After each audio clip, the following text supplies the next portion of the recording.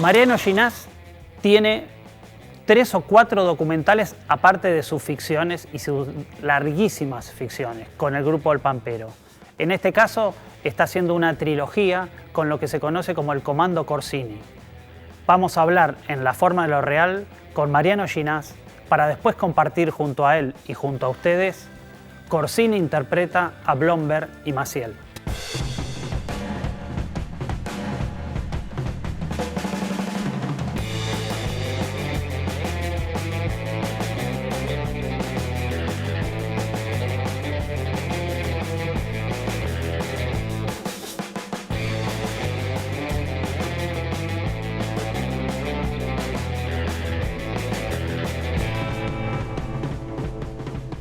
El periodista de policiales Ricardo Patán Rajendorfer tiene una teoría, por provenir de la gráfica, que es que cuando en televisión o en cualquier formato audiovisual se hace una investigación, en realidad es una mentira, es la puesta en escena de una investigación.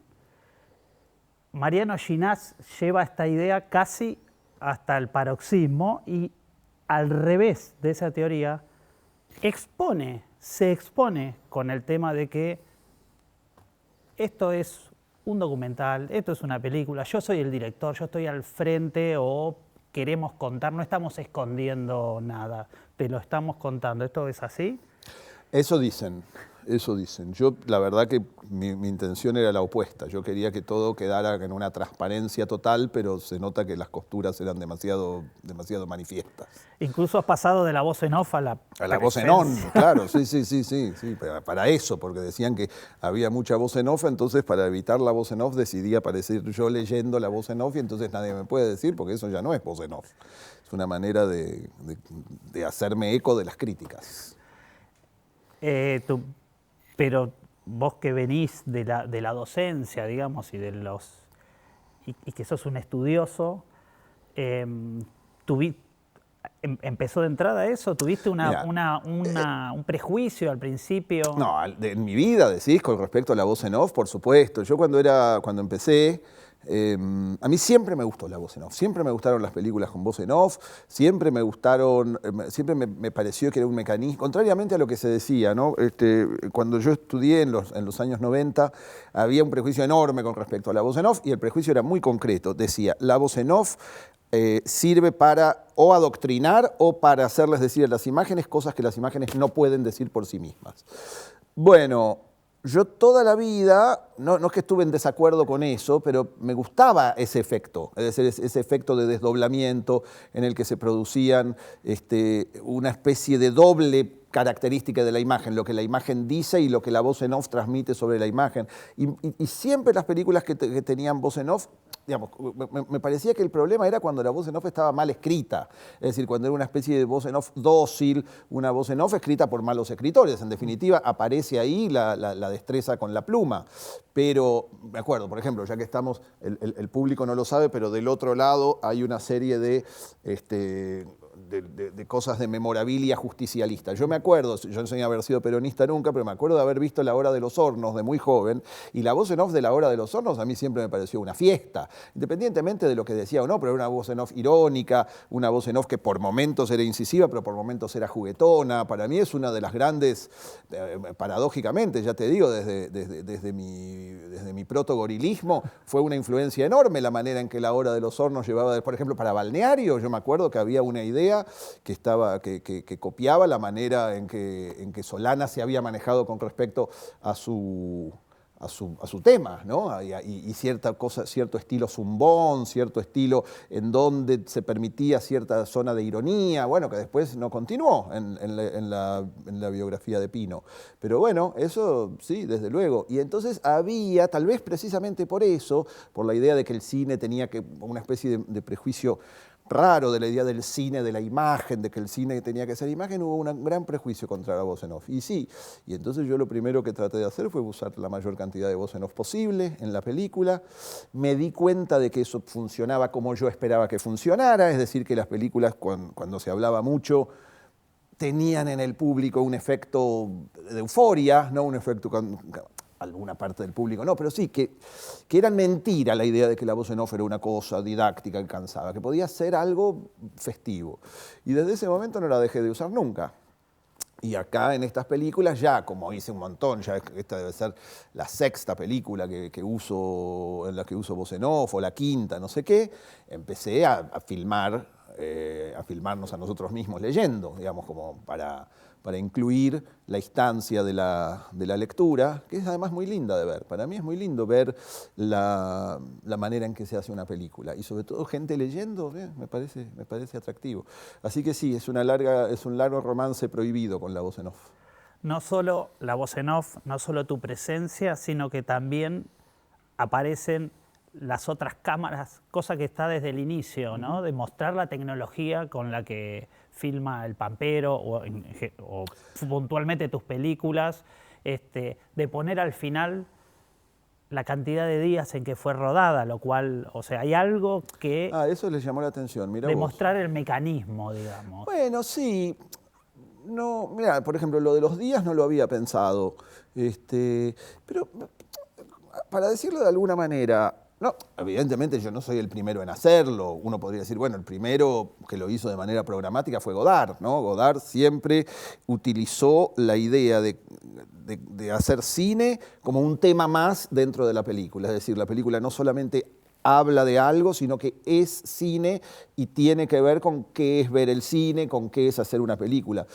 Y en ese sentido, dado que son películas de aventuras, yo las pienso como películas de aventuras, todas, ¿no? Películas de, para mí, estas películas de Corsini, la saga de Corsini, sobre todo la que acabo de estrenar en el Malva, es una película para mí casi de Indiana Jones, es decir, es un tipo de película sobre gente que va por los caminos buscando algo.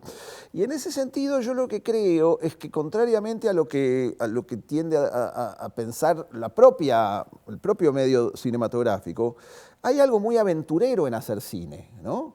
Es decir, y yo no entiendo por qué se oculta esa aventura, cuando es tan lindo ver que la gente está haciendo... Hay algo en ese sentido de cierto pudor, que me parece bien, pero quiero decir, si para mí cada tanto en las películas de Hitchcock hubiera aparecido una imagen de Hitchcock filmándola, yo preferiría, ¿no?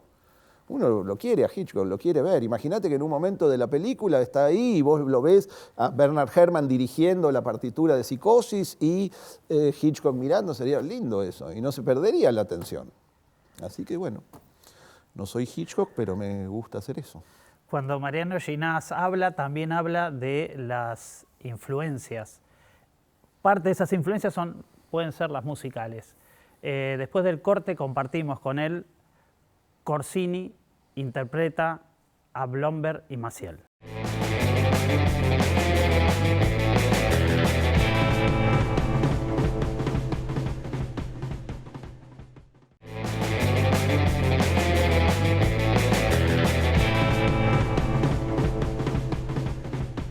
Seguimos con Mariano Ginás en La forma de lo real.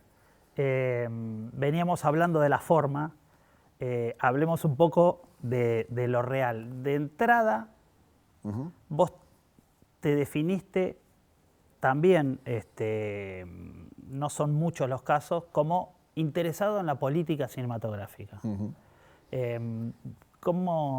Sí, en la política en general, podríamos decir, y en la política cinematográfica en particular. Sobre todo, porque digo, también eso es muy interesante, un fenómeno muy interesante que uno vio en los años pasados, ¿no? Es decir, como si de alguna manera hubiese habido una serie de cineastas muy interesados, entre comillas, en la política, pero que con respecto a la política cinematográfica, es decir, aquello que rige cómo se hacen las películas, hubiesen tenido una actitud más bien conservadora, ¿no? Entonces, no, a mí desde siempre, desde que empecé a filmar, me pareció, bueno, hay algo que hay que decir, perdón, termino la frase, siempre me sentí muy interesado en la idea de que la manera en que las películas son hechas naturalmente influyen en cómo son las películas, ¿no es cierto? Es decir, que hay una relación entre la forma de producción y lo que se ve. Dicho de otra manera, siento que estas películas pequeñas, ¿no?, son de alguna manera inimaginables por fuera de un esquema independiente que permite, entre otras cosas, el capricho, el hecho de que las películas sean derivativas, que empiecen en una cosa y se vayan en otra, que de pronto se tomen demasiado tiempo en una cosa y de pronto resuelvan rápidamente otra, es decir, poner que estén un poco sin un filtro, ¿no? Es decir, ustedes seguramente trabajan con un montón de documentales y verán que a veces hay algunos documentales que parecerían responder a una fórmula. Bueno, sería injusto culpar a los directores de esa fórmula, sino a una especie de sistema en la cual a veces los productores exigen no sé qué porque los tienen que vender a tal lugar. La independencia te permite una diversidad extrema, es decir, la posibilidad de hacer muy entre comillas, lo que se te cante. Y eso, bueno, esa idea de la independencia económica y la soberanía cinematográfica, yo de acá salgo con el bombo, te digo, es interesante para plantearse. Sí, desde siempre, en el grupo que yo integro, que se llama El Pampero, eso fue un objetivo.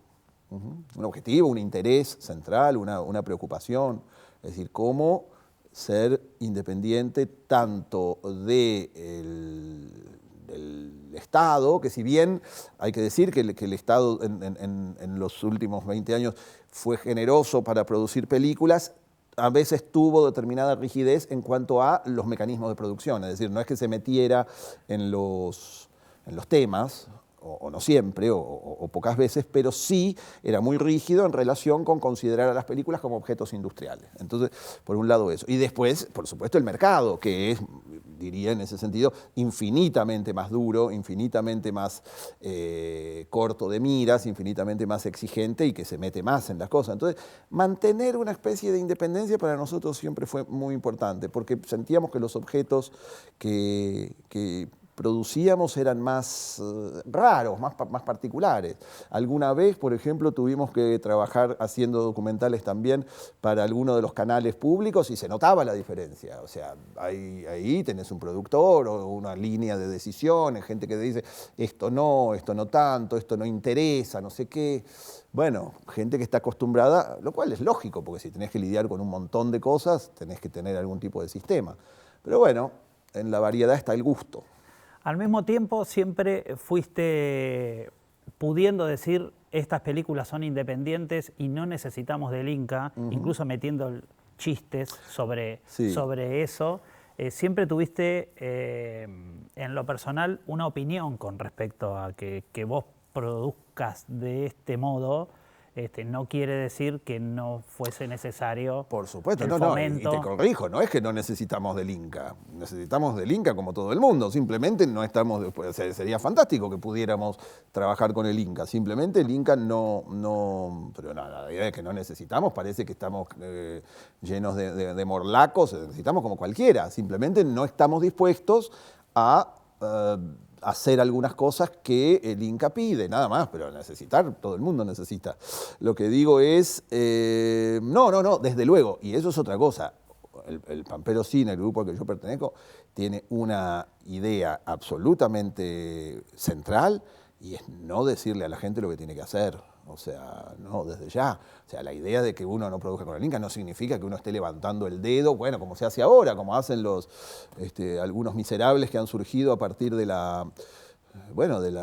Milei, ¿no? Que apareció un montón de gente señalando y diciendo, porque esto, bueno, no, eso, desde luego, ninguno de nosotros participó jamás de ese tipo de actitudes de persecución o de denuncia o de señalamiento. Eso es una actitud completamente miserable. Sí hubo, del otro lado, digamos, sí hubo también, desde el lado del Inca, también señalamientos contra nosotros, diciendo, bueno, ustedes no sé qué, o que de pronto creían que no producíamos con el Inca porque éramos millonarios o cosas así. Pero, digamos, independientemente de eso, que nunca falta el buey corneta cuando el pobre se divierte, más allá de eso, desde el lado del Pampero jamás a nadie se le ocurriría andar señalando a nadie, ¿no? Eso es una costumbre desagradable, andar diciéndole a la gente lo que tiene que hacer y lo que no. Hay que hacer películas y cada uno las hace como puede. Hace poco, en un festival internacional de documentales, hubo unas charlas que se llamaban el método Pampero. Sí. a su vez... nos declaramos inocentes de ese nombre, lo tengo que aclarar. A su vez, esta serie de películas de Corsini la lleva adelante el Comando Corsini. Absolutamente, sí. Parece que hay algo de la cita de Wells de trabajar con amigos como un valor en cuanto a que se repiten estos y que unos trabajan en la producción del otro. Sí, igual es muy delicado, ¿viste? Hay un cuento famoso que alguien dice, ¿cómo hicieron para trabajar juntos todo este tiempo sin pelearse? Y entonces uno dice, bueno, es que nosotros siempre fuimos de tal manera, y entonces el otro dice, bueno, no fuimos de tal manera. ¿Cómo que no? Y entonces están ahí hablando y finalmente terminan peleándose y no trabajan juntos nunca más. Bueno, no digamos, ¿viste? Que crucemos los dedos. Hasta ahora sí hemos trabajado siendo amigos, por supuesto con grandes peleas y todo, pero bueno, es difícil hablar de eso sin pudor, ¿no? ¿Qué sé yo? ¿Qué vas a decir? Y sí, somos amigos. No puedo decir si eso es algo, si eso es algo que se buscó o no. Supongo que sí, pero quiero decir, por ejemplo, hay cuestiones que tienen que ver con el cine que a todos nosotros siempre nos resultaron totalmente extrañas, como por ejemplo la idea de hacer un casting, ¿no? Para mí siempre fue una violencia, y nuevamente no estoy diciendo que los que hacen casting son unos pelotudos, por supuesto, pero sí que desde el punto de vista de uno, para mí la idea de hacer un casting, es decir, de sentarme en un sillón como este y que un montón de personas tengan que demostrarme lo que vienen a hacer, siempre me resultó extraño, ¿entendés? O sea, siempre preferí... Bueno, ir yo a ver y decidir, bueno, invitar, algo que tenga que ver más con formas de ¿viste? Para mí es importante en ese sentido la idea de la autogestión y del mutualismo, que es algo que está en el medio, ¿viste? Del cine comercial y del cine, si se quiere, de producción estatal, que tiene también. Es la idea de la cooperación, de la comunidad que se reúne para hacer algo, que si vos pensás como en nuestra época, digamos, nos criamos en los 90, en un mundo en donde la idea del Estado proveedor era rara, ¿no? Porque era una idea, si se quiere, más parecida a la que quiere lograr Milei, con un Estado todavía mucho más presente que el que Milei quiere lograr. Y entonces nosotros nos organizábamos. Hay algo de la autoorganización, ¿entendés? Quiero decir, vos pensás, por ejemplo, cómo funcionaban las bandas de rock, ¿no? En la cultura rock de los 90. ¿Qué sé yo? Era un grupo de amigos que empezaban y no sé qué y todo. Y algunas de esas bandas siguieron como amigos, otras no, pero básicamente son vínculos de amistad y de conexión directa. A nadie se le ocurría llamar a otro bajista porque, bueno, algunos sí, y los grupos se rompían. Pero para mí hay algo que nosotros heredamos que suena raro, porque en el cine no se maneja de esa manera, pero que debería tal vez, o podría existir una zona donde las relaciones de amistad y las relaciones de afinidad importaran más que las relaciones contractuales, o no sé, para mí me parece bastante natural. No haría una bandera de eso, pero precisamente porque eso le quitaría libertad, ¿no?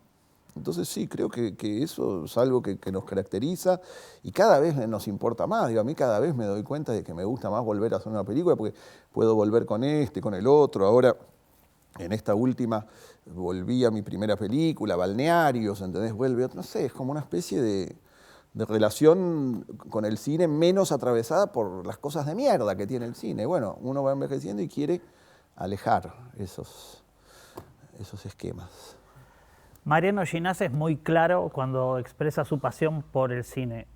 También son claras sus películas y por eso con él vamos a compartir Corsini interpreta a Blomberg y Maciel.